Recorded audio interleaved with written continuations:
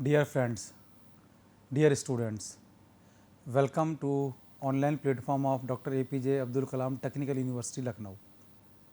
I am Dr. Tarun Kumar Gupta, Associate Professor in Department of Mechanical Engineering, GL Bajaj Institute of Technology and Management, Greater Noida. Dear friends, today we will discuss environment aspects of nuclear and other power stations. Today is our last lecture. After that this syllabus will be over. So अगर कोई topic भी रह गया है so we will discuss that topic also, right?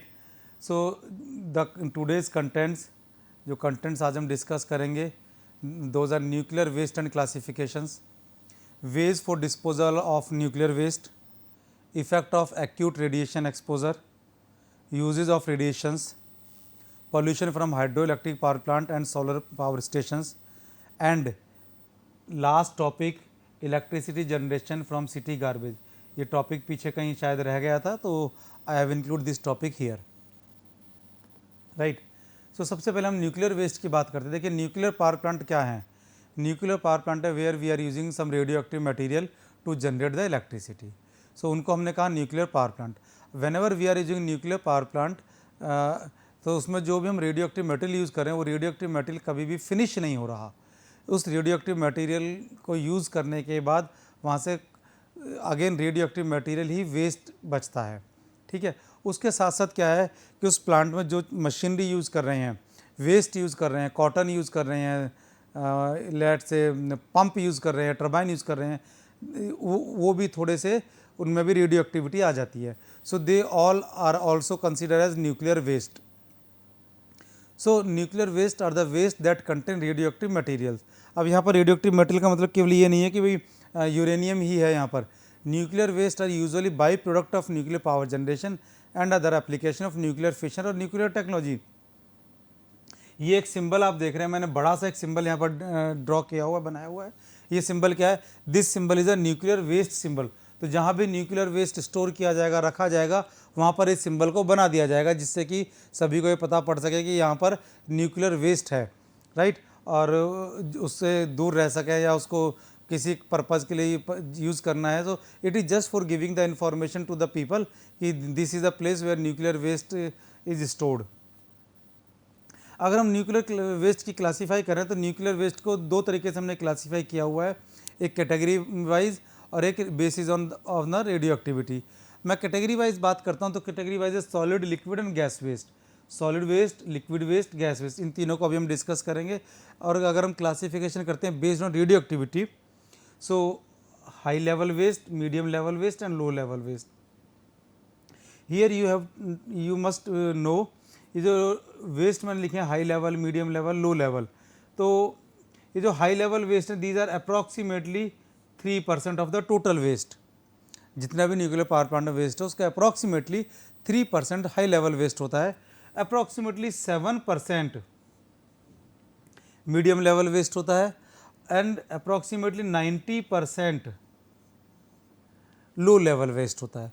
So waste को उसी तरीके से जैसा लेवल है या उसी तरीके से वेस्ट को हम रिमूव करते हैं या आप कहिए कि वेस्ट को यूज़ करते हैं. ठीक है, डिस्पोज करते हैं. Way for disposal of nuclear waste. सबसे पहले बात करेंगे हम सॉलिड वेस्ट की. मैंने बताया ना सॉलिड, लिक्विड, गैस, तीन तरह का वेस्ट है. तो सबसे पहले बात करेंगे हम सॉलिड की. अब सॉलिड वेस्ट कौन सा होता है उसमें? देखिए मैंने बताया पावर प्लांट में काफ़ी सारी मशीनरी होती है. सो काफ़ी सारी मशीनरी ऐसी होती है जो न्यूक्लियर रेडियो एक्टिव मटेरियल के डायरेक्ट कॉन्टैक्ट में आती है.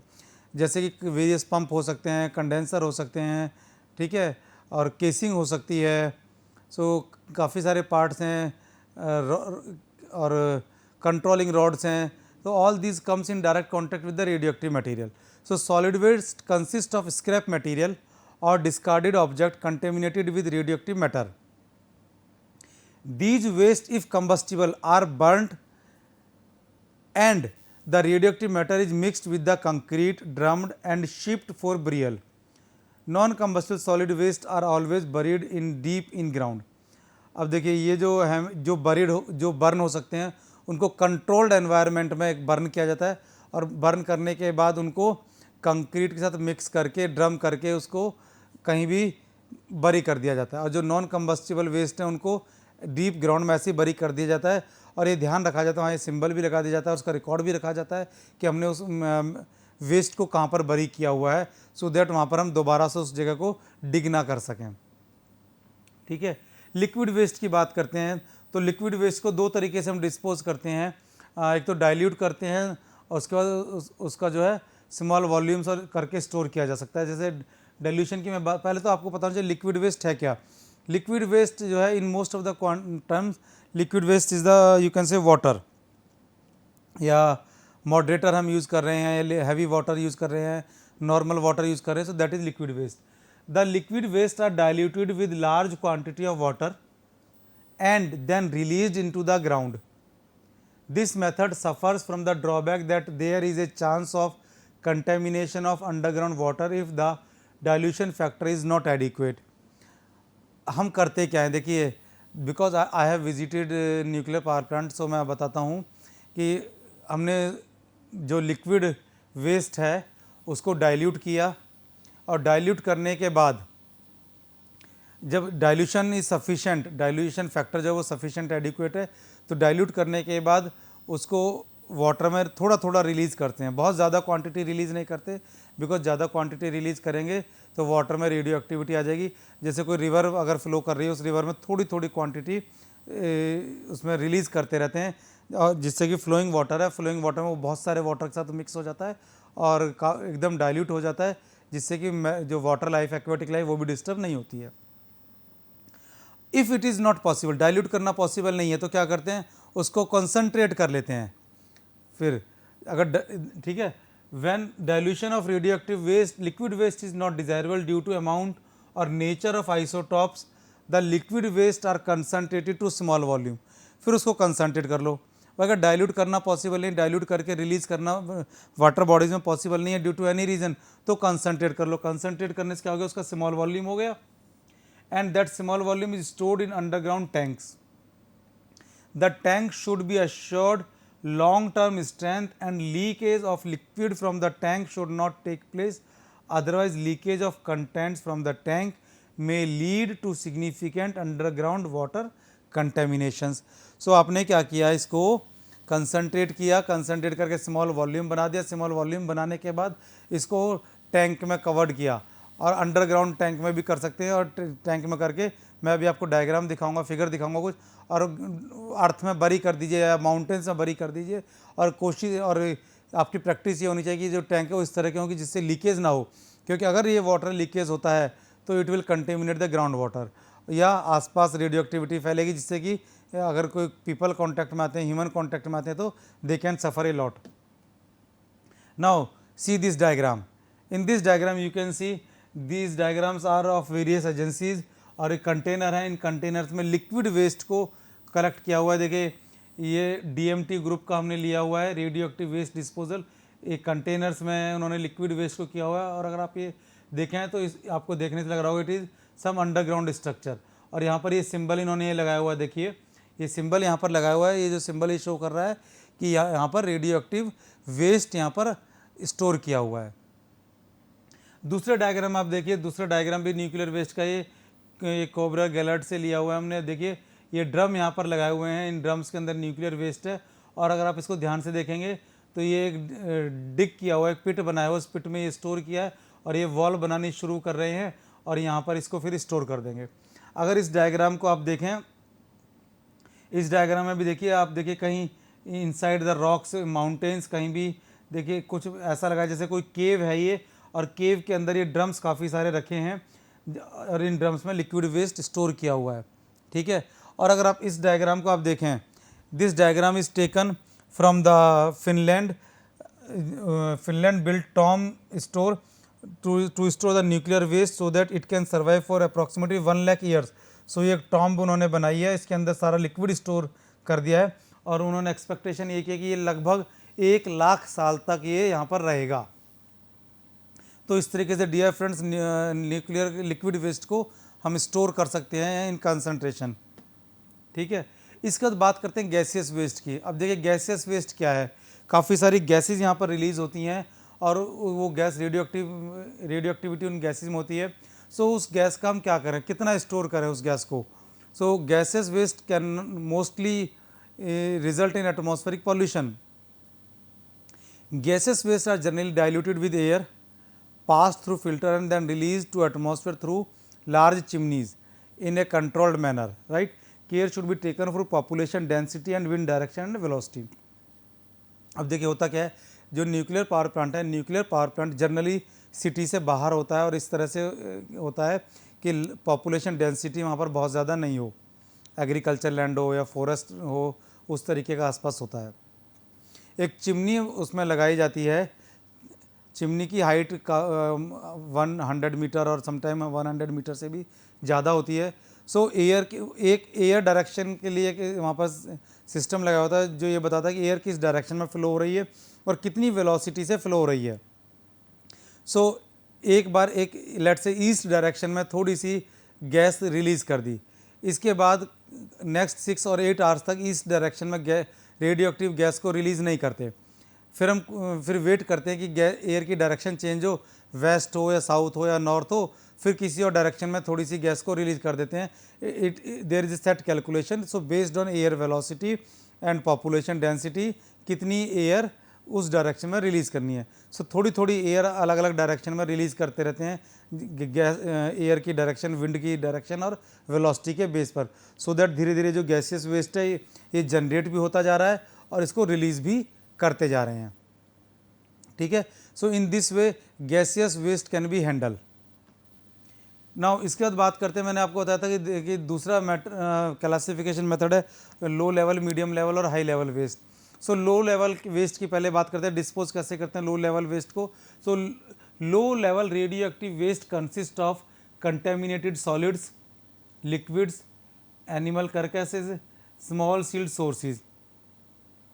Radioactive animal carcasses are either incinerated or buried on site. Right? Nuclear waste is cast in cement in steel drum and are buried either or kept at the bed of ocean. 90% waste are of low level waste. So इस तरीके से हम इसको dispose कर सकते हैं. अगर medium level की हम बात करते हैं, medium level waste required shielding when being handled. अब मीडियम लेवल को हम डायरेक्ट ऐसे नहीं फेंक सकते, पहले शील्डिंग करते हैं. राइट. और it is approximately 7% of the total waste. Now depending on the amount of activity it can be buried in shallow repositories. These waste are mainly contaminated with neutron activation product isotopes. इसके बाद बात करते हैं high level waste की. अब ये जो high level waste है, it has a very large amount of radio activity and it is thermally very hot. So मैंने कहा थर्मली वेरी हॉट. सो आपने करना क्या है कि हॉट है तो इसका टेम्परेचर कम करना है. कैसे टेम्परेचर कम करेंगे अभी मैं आपको बताऊंगा. It is approximately 3% of the volume of the waste and it contain 95% or more than 95% radio activity. ठीक है. और ये जो हाई लेवल वेस्ट है currently it is increasing about 12,000 metric ton per year.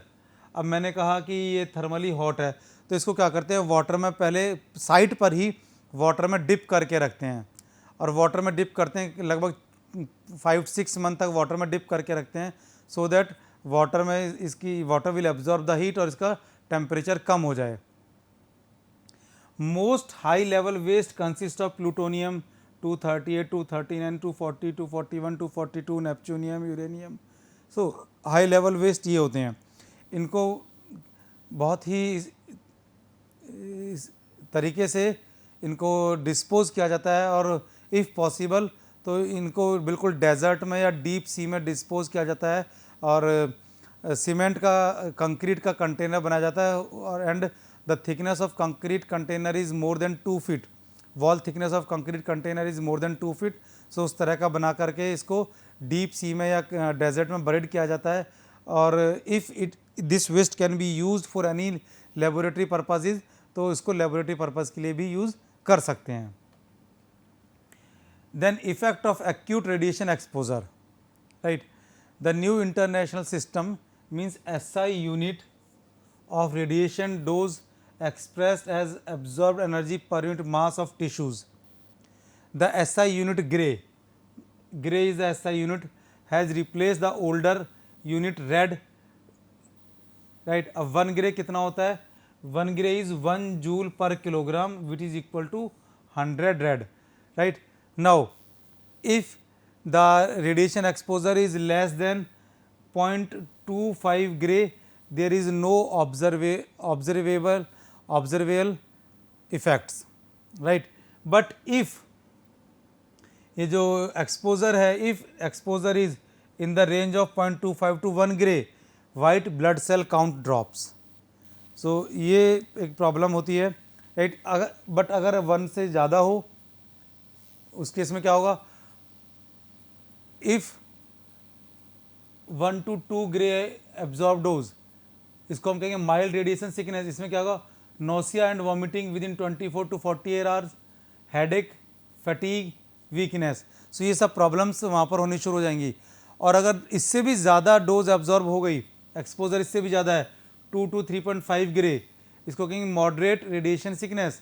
So nausea and vomiting within 12 to 24 hours of exposure, fever, hair loss, vomiting blood and bloody stool, poor wounding healing, any of the mild radiation sickness symptoms can be fatal to sensitive individuals. So radioactive का ये काफ़ी सारी problems हैं। सो whenever you are going into any nuclear power plant or any nuclear site, so you have to take care about the radiations. Now what are the use of radiations? अभी तक तो हमने उसका डिसएडवांटेज बताया था, drawback बताया था, या आप कह सकते हैं ब्लैक साइड बताया था। Now what is the white side, कि रेडिएशंस यूज भी होते हैं, राइट। अब रेडिएशंस कहाँ यूज होते हैं, today radiations are use to benefit the human kind. सबसे बड़ा यूज तो क्या है रेडिएशंस का, nuclear power plant, radio active का। Nuclear power plant means to generate the electricity. So beside the production of electricity, radiation are use in medical field. Medical field में कहाँ use हो रहे हैं, एक्सरे, वेरी कॉमन नेम, सब जानते हैं, सबने देखा होगा x-ray, CT scan, PET scan, cancer treatment etcetera, right. इन सभी में रेडिएशंस का यूज़ हो रहा है। Academic, industries, agriculture, archaeology, space exploration, law enforcement, geology etcetera, इन सभी जगह पर रेडिएशंस का यूज़ हो रहा है। एग्रीकल्चर में क्या यूज़ हो रहा है, एग्रीकल्चर में एग्रीकल्चर डिसीज़ को कंट्रोल करने के लिए इसको यूज़ किया जा रहा है। आर्कियोलॉजी में क्या है, कार्बन डेटिंग के लिए इसको यूज़ कर रहे हैं, ठीक है। Now pollution from hydro electric power plant and solar power plant. अब देखिए हाइड्रो इलेक्ट्रिक पावर प्लांट से क्या पॉल्यूशन होगा, hydro electric and solar power plant have no polluting effect on environment. ये तो हम सब कहते हैं, जानते हैं, राइट। बट ऐसा नहीं है। Hydro electric project does not pollute the atmosphere at all, but it can argue that solar power station in the long run may upset the balance in nature. Hydraulic से भी होता है कि whenever you are using hydraulic power plant, अभी मैं आगे discuss करूँगा, पहले सोलर का डिस्कस कर लेता हूँ, right. So to extend this argument to the logical end, you can imagine that a very vast area of land is covered by solar collector of different form. आप एक assume करिए कि हमने पूरी अर्थ पर या अर्थ के एक सर्टेन पोर्शन पर सोलर कलेक्टर लगा दिए हैं, एक एरिया कंप्लीटली हमने सोलर कलेक्टर से कवर कर दिया है, right. Then the minimum required sun rays may not reach the earth surface. अब क्या होगा, अगर सन रेज अर्थ सरफेस पर नहीं पहुंच पा रहे हैं तो क्या होगा, you can assume that this will certainly kill the vegetation on earth, ठीक है। And also the bacteria which are destroyed by the sun rays, right, they can survive, and there may be rising of new types of health problems, हो सकता है ना। further evaporation of water and consequent rain, or you can say hydro cycle may change। hydro cycle जो है कि water evaporate होगा, it will come in the form of precipitation on the earth, so this जो cycle है it may change। added to this, average temperature of earth and ocean may change. This may result in new balance among the live creature which cannot be easily predicted. Since we do not envisage such large scale of coverage of earth surface near future, so we can say कि solar energy power plant does not pollute the atmosphere. सो इसलिए हम क्या करते हैं, अभी solar power plant को roof top पर लगाते हैं। मीन्स जो बिल्डिंग ऑलरेडी हमने बना दी उसकी छत पर हम लगा रहे हैं, खाली लैंड को सारी को 100% लैंड को कवर नहीं कर रहे हैं, राइट। हाइड्रो पावर प्लांट की अगर मैं बात करता हूँ, हाइड्रो पावर प्लांट से देखिए ऐसा कोई प्रॉब्लम नहीं है, लेकिन जब हाइड्रो पावर प्लांट का प्रोजेक्ट सेट किया जाता है सो वाटर को स्टोर किया जाता है। जब वाटर स्टोर करते हैं तो काफ़ी सारी वेजिटेशन वहाँ पर हो जाती है, प्लांट्स उसके अंदर डिप हो जाते हैं, तो उससे मीथेन निकलती है, दैट कैन क्रिएट पॉल्यूशन। इसके बाद ये एक टॉपिक है जो पीछे रह गया था, electricity generation from city garbage. देखिए आज की डेट में ये एक बर्निंग टॉपिक है, एक बर्निंग प्रॉब्लम है कि in every cities there are heaps of garbage. Means garbage के कचरे के ढेर सिटी के बाहर होते जा रहे हैं, बढ़ते जा रहे हैं। अगर मैं बात करूं दिल्ली की तो दिल्ली में there are 3 garbage heaps, 3 garbage के ढेर हैं, और उनकी हाइट इतनी ज़्यादा है कि एक की हाइट तो नियर टू भी कुतुब मीनार होने वाली थी, ध्यान रखना, है नहीं, होने वाली थी, राइट। सो इस गार्बेज का क्या करें, गार्बेज हम सबके घर से निकलता है जिसको कचरा कहा जाता है। सो गार्बेज को पहले तो सेग्रीगेट किया जाता है, सेग्रीगेट करके उसमें से जो यूज़फुल मेटल्स हैं वो निकाल दिया, उसको ड्राई किया, ड्राई करने से उसका वेट कम हो गया, उसको फिल्टर कर दिया, ये कैन से आप उसमें जो डस्ट पार्टिकल्स है वो हटा दे, so that they can be used, dust can be use. इसके बाद जो गार्बेज बच गया उसको क्या करते हैं, उससे now there is a new trend, we are trying to generate electricity from that garbage, right. अभी मैं आपको बताऊंगा, एक डायग्राम, एक फिगर भी दिखाऊंगा। एक electricity generated from city garbage by burning it into boiler furnace और trash to produce steam in a boiler that is used to generate electricity. Clear? City garbage is a mixture of energy rich materials such as paper, plastic, yard waste and products made from wood. So इस तरह के काफ़ी सारे material city garbage में होते हैं. So we can say for every 100 kilogram of garbage in United States, about 85 kilogram can be burned as fuel to generate electricity. कितना? 100 kilo में से 85 को बर्न कर सकते हैं. सो रेस्ट 15 किलोग्राम को बर्न नहीं कर सकते, उसमें से कुछ मेटल्स निकल जाते हैं. जैसे अगर हम इंडिया की बात करें, नेल्स है, कील है जिसको हम कहते हैं, वो निकल जाते हैं, कुछ डस्ट निकल जाता है. सो 85% कैन बी बर्न. और इस टाइप का जो प्लांट होता है जहाँ वेस्ट बर्न होता है उसको कहते हैं हम वेस्ट टू एनर्जी प्लांट. क्या कहते हैं इसको? Waste to energy plant.